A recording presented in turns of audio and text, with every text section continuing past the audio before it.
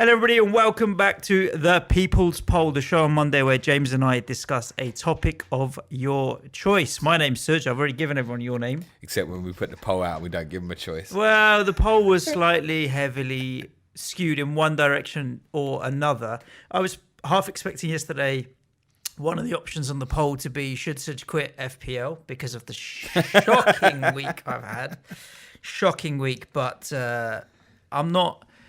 It's not enough to break me yet this week, but 6.5 million out of 6.7. No, you've got West Ham tonight. It's still time for you to be fully broken. Nah, if we win tonight, we go third in the table, mate. Above you, above Arsenal, above United. Don't worry about it, mate. Your nose bleeding, mate. Don't worry about it. We'll be joint on points with City, and we'll get to close the gap on Liverpool to 5, which then puts them within our sights. So big day today. Let's talk about the People's Poll. So the poll options were 4 options. How did Norwich beat City? How did Watford not beat Arsenal? Big at the back. Is it dead? Well, my big at the back. Why am I staying with it? Yeah, I'm staying with it too. And the 4th option was, why are there so few clean sheets? So a little bit defensively biased, let's say. And why are there so few clean sheets this year is the topic of conversation that won. I don't know the answer. I mean, there are multiple variable factors to think about, right? So when I approach this from a slightly different point of view, in the sense that I've got 3 Liverpool, you've got 3 Liverpool. Most people have 1 and some have 2, but triple is quite rare now. It's just me and you, mate. Yeah, big at the back is also slowly getting a bad name, and people are moving away from it as quickly as they possibly can. Now, Liverpool have kept 1 clean sheet so far this season out of 5. There are only 5 teams that have kept 2 clean sheets. The 2 Manchester clubs, Everton, Palace and Southampton. Yeah. So it's not like there's loads of clubs that have kept more clean sheets than Liverpool. There's only literally 5, and they've only kept 1 more clean sheet than Liverpool. So from a clean sheet point of view, there's not any other club that's massively tearing them apart, right? And from a assists and BPS point of view, the Liverpool boys are ahead of everybody else. It's a case of funds. It comes down to, is that the right place to spend your money? So when I was looking at it, I thought, let me see if having 3 Liverpool, who could I substitute out in? The Liverpool trio have scored more points than the top 3 defenders for any other club combined. So if you got the top 3 Arsenal defenders points scoring, top 3 City, what are they top on 3 about sevens, 5? 60. Yeah, 2. The Liverpool guys have got 64 points. So the issue is then not, are they scoring points or not? It's points per million. Is there value there? What you're saying is, in spite of the fact the perception is they've been shit, have kept 1 clean sheet, the 3 of them are still averaging more than 4 points a game. Yes. Is that what you're saying? Yeah. Okay, cool. 64 points from whatever it works out to. So for me, it's like... That's more than 3, isn't it? But obviously, it's 3.2, I think. Alexander-Arnold and Van Dijk are still averaging more than 4 a game. Yeah, they are. The 4 assists and 1 goal between... 4 assists and 1 goal in 5 games between the 3 of them. The one that Gomez and what's his face... Matip have had a bit of moving around, rotation, but not much. What are your thoughts? Well... At this point, if you're on big at the back like me and you're on treble Liverpool, what you got to be prepared for right now is a lot of noise. Mm-hmm. People telling you can't do that. There's so much budget elsewhere, etc. Listen, quite obviously, if we'd all started with a front 3 of Abraham, Pookie and Ashley Barnes, for example, we'd all be sitting there laughing at the moment. It doesn't necessarily mean trend's going to continue. I looked at players throughout the whole game. So let's say... I've got treble Liverpool. Yeah. Let's say if I wanted to move off 1, I would move off Van Dijk. Mm-hmm. That would leave me about 6.7 million to spend on a transfer, for example. There's no way I'll be getting rid of Trent and Robertson. I just don't care what's happening with them. They're staying in as long as they're fit. I looked at midfielders and forwards and also other positions in terms of where would I go to from the point scoring based on that value? Yeah. There's no keeper has scored more than Van Dijk. There's Well, that's not true. There's a couple of points in it. Dean scored 2 more points than Van Dijk. I own him. PVA scored 1 more. Great. That's going to continue, isn't it? No. Vestergaard's got 6 more. Please, let's not go down this route. Southampton's next fixtures after Bournemouth at the weekend: Tottenham, Chelsea, Wolves, Leicester, Man City, Everton, Arsenal was their run afterwards. Yeah, it feels a bit artificial that he's managed to get to 27 points. So midfielders, I'm looking at 7 million or under here. Midfielders have scored more than Van Dijk. Mason Mount, I own him. Cantwell, everyone wants to own him. Lamella is not going to keep up. Buendia, how many Norwich players can I have when I own Pookie as well? Yeah. Daniel James has scored 2 more. Tielemans, Hughes, the same. Do I want these guys, really? No. Forward areas. Only one forward at under 7 million has scored more points than Van Dijk. It's Ashley Barnes at 6.7. I've got Pookie. Abraham's a bit of a jump. So when we're comparing like the premium defenders and mid-price forwards, we've got to understand there's a little bit of difference. So what I keep saying to people is when I'm comparing a Van Dijk, for example, and I'm doing that because that's the one I would consider getting rid of. Yeah. I'm comparing him at players at the same value. Where am I going to go to? That's my argument. Sure. That's not what happens when you make a transfer, though. So if you sub out Van Dijk, it doesn't mean that the midfielder or the forward that you bring in has to be of the same value. So say you went from Van Dijk to Soyuncu or whatever. So now you've ended up with an extra 2 million correct available. Yep. So that could be a 7 million to a 9 million jump from a Madison. Look at that, man-child. Yes, you are man-child. amazing. Bunting. Man-child, a producer. It's all right. We can put it in the coffee selection. We needed coffee this morning, man. No, I know what you're saying. Like, obviously, yes, if I go Van Dijk to Soyuncu, I can then spend 8.5 million on a midfielder, for example. Correct. The problem is, guess all the prices of the ones I want are? It's fucking some. 11. It's 9.5, isn't it? Yeah. That's where I want to go. It is hard. So then am I getting rid of the one good budget one, which is Mason Mount? No. Obviously, there's no doubt, I could go Kane to Abraham just by itself anyway. And that's more of a point. One of the reasons I feel like I'm falling at the moment, it's not the Liverpool back line. It's captaincy choices. That's what's causing me the biggest problem. Yeah. Because I know it will level out. I looked a little bit into clean sheets now. I've only gone back during peak Guardiola time here because I think going back any further is a different era. So in the first 5 games of 2017-18, it was 40 clean sheets. There's only been 20 so far this season, with 1 game of the first 5 game weeks to go tonight. Last year at the same time, it was only 23. Yeah. It's only 3 difference. As I said to you on the way in, if Villa and West Ham's 0-0 tonight, it's only 1 difference in clean sheet. So last year, this year is not a massive difference. No, there are differences, small. So, I mean, the top 6 as an overall kept 9 clean sheets this time last year. It's only 7 so far this year. So it's a small difference. Part club in that is, because we're talking about clean sheets overall, and you are looking at some value guys. So people on my case now about, say, Serge Aurier. No, I don't know if he's going to play regularly or not, for example. But Spurs have had a big problem defensively. It might be with this change of system that it might come around.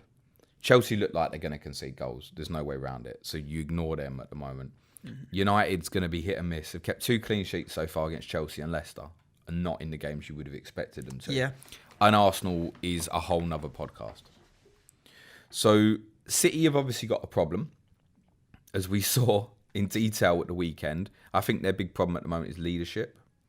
But in most games, they're still going to have so much of the ball, they ain't going to concede. I watched the first 20 minutes against Norwich, and I was feeling so comfortable. I just thought that there was no way. Norwich didn't have the ball. City were just knocking it around, patient. I was like, this is the rhythm of the game.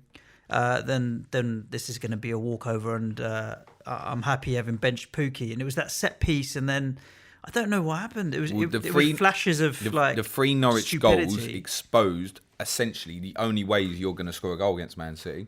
1 is from a set piece, 2 is breaking the lines, 3 is through capitalising on sloppiness. Yeah, it's the only way you're actually scoring a goal against Man City, other than you score a fucking worldie. And it happens. A game like that, City won't concede like that again. It wouldn't surprise me if they didn't do that again this season, or maybe only once again this season. So City is less of a kind of a conversation in a relation to big at the back because of the prices of them all. So Walker's the most expensive, right? Whereas whether you're going down a Stones, Otamendi, Zinchenko, they're all sub 5.5. I think Exactly. Zinchenko's 5.6, Yeah. but I bought him at the start of the season. So. Yeah.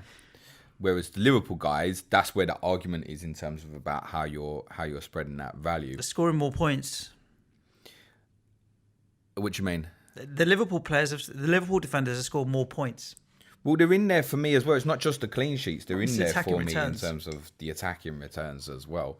I said to you on the way in. On disregard the Norwich fixture, because they obviously didn't have it last year, but basing it against their fixtures from last season, they've conceded the same amount of goals in the other 4 games and the same amount of clean sheets. So from Southampton away, they won 3-1 last year, conceded 1 this year and last. Arsenal, they beat 5-1, conceded 1 this year and last. They conceded at Burnley last year, won 3-1, kept the clean sheet this year. And last year, they beat Newcastle 4-0, conceded this year. So the returns are the same. Yeah. And it's one of the things that still, for me, I believe, like, that the consistency is still there. Mm-hmm. The issue with Liverpool is the goalkeeper right now. That was one of my But you wouldn't. I mean, questions. We both think Alisson would have saved it at the weekend, but I think it's possibly a bit harsh. Maybe. Yeah, I wouldn't say he would have saved it 100%, but there was a strong chance that he could have potentially saved it. But you don't see him making the Danny Ings mistake. And the second element of it is the confidence it gives to the back four when you've got him there would also potentially kept him a little bit calmer. Liverpool could quite easily have kept 5 clean sheets this year so far.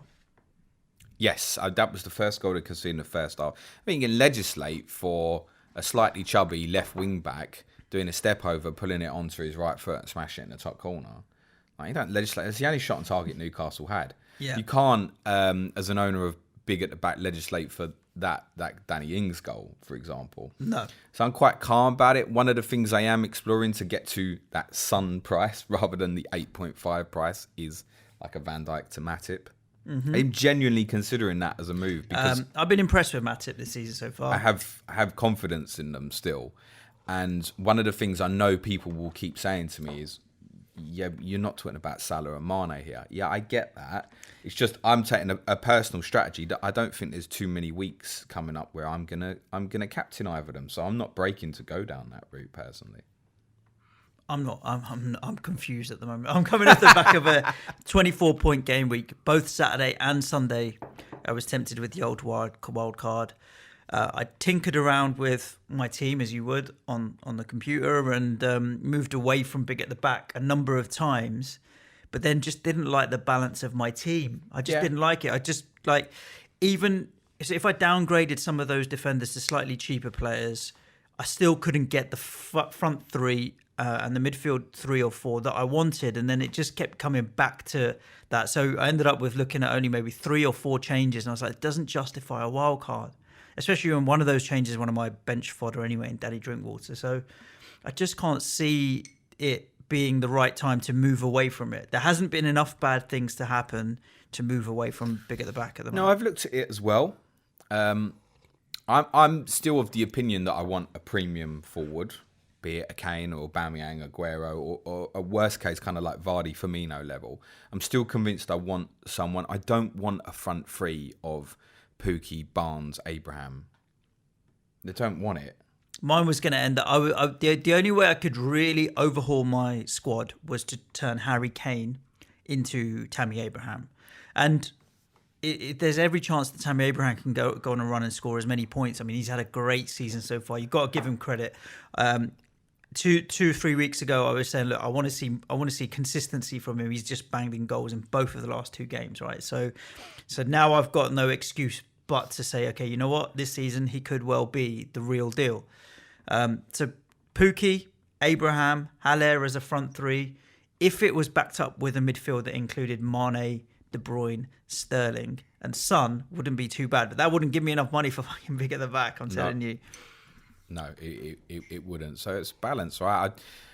One of the things we spoke about in pre-season about the Liverpool boys was how long would we carry on? Yeah, we said 10 weeks, mate. Is that what we agreed to? Well, it?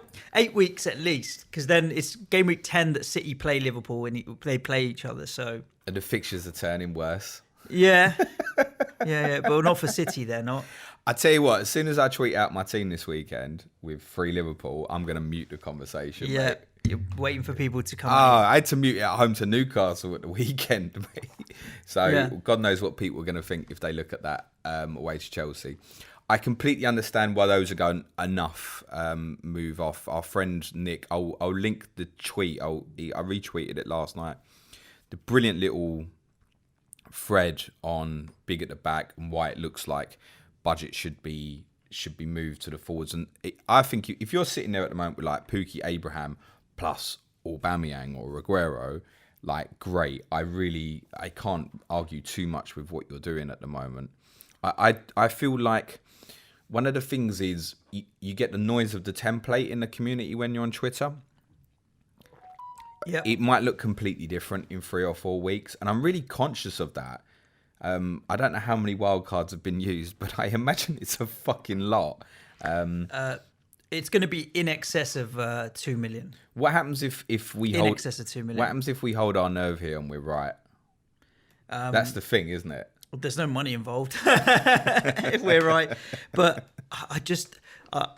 I am nervous. Let's say I am looking at are we doing the right thing, but the more I kind of try and break my team back down and bring in some other players, because there are good players emerging that could be real assets, I can't quite make it work, and I keep gravitating back towards this 3 Liverpool plus the City defender.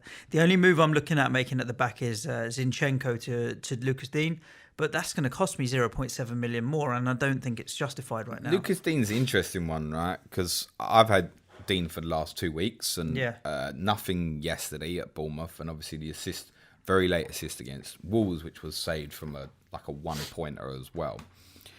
I've watched Everton's last 3 games. Watched them at Villa the week before as well.